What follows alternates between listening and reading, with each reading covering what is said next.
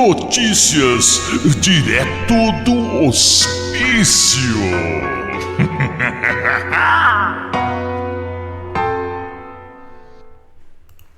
Olá, eu sou Ricardo Manaro e esse é o Notícias direto do hospício.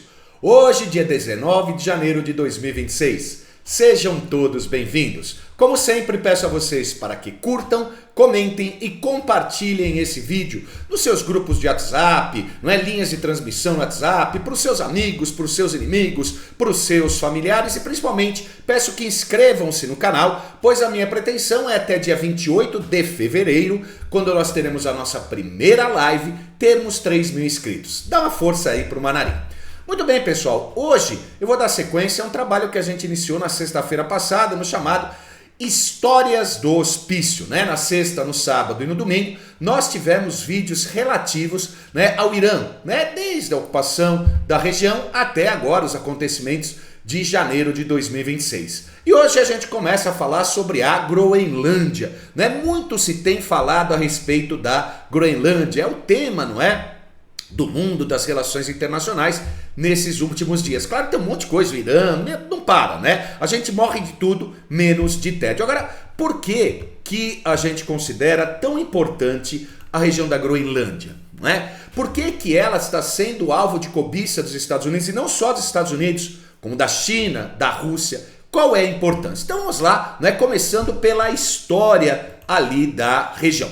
Então vou colocar aqui o mapa em tela para vocês darem uma olhada. Então, conforme vocês estão vendo, a Groenlândia fica nessa região, no Círculo Polar Ártico. Portanto, é frio pra caramba lá, muito frio, Vocês veem, Canadá, aqui a Rússia, Dinamarca, Reino Unido, Estados Unidos, tá? Então guardem, a gente vai voltar para esse mapa para quando a gente for explicar algumas questões geopolíticas. Tudo bem? Muito bem, pessoal. Aproximadamente 5.000 anos de Cristo começaram as primeiras ondas migratórias para aquela região. Basicamente, vindos do Canadá e do Alasca. Então assim, mas você tem idas e vindas, pouca gente acabava se adaptando, E assim, aquelas culturas iniciais ali que ficaram lá inicialmente, tinham as suas técnicas para viver ali na região. Então eles tinham caiaques, eles tinham, trenós com os cachorrinhos, caiaques, eles tinham arpões desenvolvidos para caçar baleias, para caçar as foquinhas, para caçar as renas, mas assim, constantes períodos de abandono, porque é muito frio.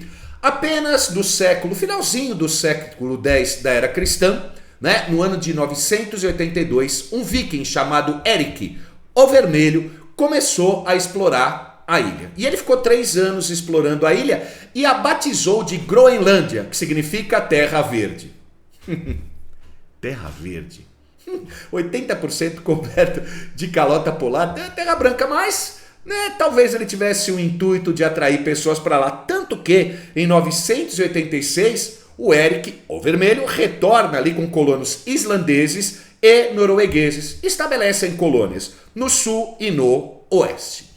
Porém, é no século seguinte, no século XI da era cristã, que nós vamos ter o auge daquilo que a gente chama das colônias nórdicas, Lá na região da Groenlândia, a população vai girar entre 3 e 6 mil pessoas, você vai ter fazendas, você vai ter igreja, uma relação comercial com a Islândia, Com a Noruega. Porém, devido, talvez, bem provavelmente, a uma pequena era do gelo, esfriou demais e aí a casa caiu novamente.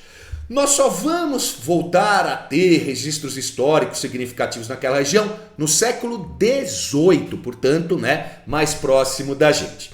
No século XVIII, no ano de 1721, um missionário luterano chamado Hans Egede chegou ali, com o apoio da Dinamarca, com o apoio da Noruega, para colonizar e para encontrar descendentes dos vikings lá, do Erik o Vermelho, e evangelizar, levar a palavra para os inuites.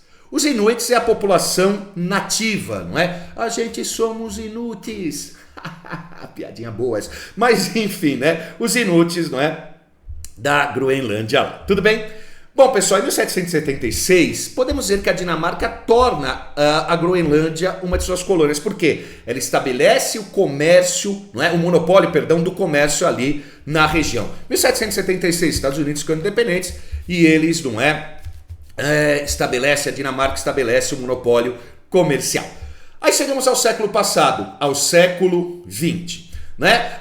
Em 1953, depois da Segunda Guerra Mundial, na Segunda Guerra há uma presença norte-americana lá por conta do esforço de guerra, mas em 1953 a Groenlândia é incorporada como parte integral do Reino da Dinamarca, inclusive podendo eleger representantes para o parlamento, que seriam como deputados, senadores hoje no Brasil, no parlamento ali, né, da Dinamarca. Mas, não é, com o passar do tempo, a região da Groenlândia vai conseguindo uma maior autonomia. Em 1979 foi concedida, não é, ao pessoal da Groenlândia por parte dos dinamarqueses que eles vão ter uma autonomia maior em relação à Dinamarca. Então é criado um parlamento ali na Groenlândia, não é? Um governo local, então para tomar as decisões locais, ou seja, não é? Tem autonomia, não é? E a transferência, por exemplo, do poder legislativo, eles vão ter o seu próprio poder legislativo, não é? Vão ter a possibilidade de administrar ali a Groenlândia, ou seja, não é? Eles começam a ter autonomia, inclusive a partir, não é, de 79, né? 79 80, né? Os próprios groenlandenses que vão cuidar da saúde, da educação, assistência social, habitação, infraestrutura interna, caça e pesca, que é importante para a economia deles, a cultura, a língua, não é? E alguns outros assuntos internos. Eu já vou voltar a falar essa questão da cultura e da língua. Mas a Dinamarca controlava o que ainda? Não é? As relações exteriores, isso vai ser importante, né, para a nossa conversa. A política monetária, a economia ali da região, o Tribunal Supremo e a segurança daquela região. Então, né, estratégicos, né, setores estratégicos de relações internacionais, de defesa, de política monetária, de segurança, estavam ainda, não é, né, da Dinamarca. Aí nós entramos no século XXI. Em novembro de 2008, dia 25 de novembro de 2008, foi feito um referendo ali na Groenlândia que trouxe mais avanços, né, e maior autonomia ainda em relação a 1979. Então percebam que aos poucos eles vão tendo mais autonomia. Então a Groenlândia vai assumir o controle sobre os seus recursos minerais, sobre a justiça, não é, a polícia e daí por diante. Mas a Dinamarca, guardem bem isso, ainda está responsável pela defesa da Groenlândia, pela política externa da Groenlândia e pela moeda. Então a defesa e a questão financeira continua com os dinamarqueses. Agora, tem uma coisa muito interessante, não é, nisso tudo aí. A Groenlândia, se quiser, pode fazer um plebiscito e decidir se separar da Dinamarca. Eles podem fazer isso. Inclusive, há partidos políticos, há grupos que falam de se separar da Dinamarca. Mas assim, em termos econômicos, para eles ainda é complicado, porque metade do orçamento da Groenlândia vem de Copenhague, vem da Dinamarca. Então fica complicado. Uma outra coisa muito interessante, apesar de uma população reduzida, não é? Eles têm um forte sentimento nacionalista, um forte sentimento de identidade. Os inúteis lá, né? Os inúteis, né? Perdão. Não é? Eles têm assim, não é? Um próprio idioma. É assim uma coisa tradicional, secular ali, tem os seus costumes, tem a sua cultura, tem a sua religião, a sua prática religiosa, tem a sua bandeira, ou seja, eles têm um conjunto de tradições e identidades. E isso, não é, faz com que os planos dos Estados Unidos, por exemplo, de incorporar o território da Groenlândia ao seu, né, encontre barreiras, encontre dificuldades. Tudo bem? Agora, a pergunta que não quer calar é a seguinte: por que há tanto interesse na região da Groenlândia? Por quê? Não perca o próximo vídeo. Pessoal, curta, comente, compartilhe. Fiquem todos com Deus e amanhã a segunda parte de Histórias do Hospício Groenlândia. A todos vocês, pessoal, um grande beijo, fiquem todos com Deus e até amanhã.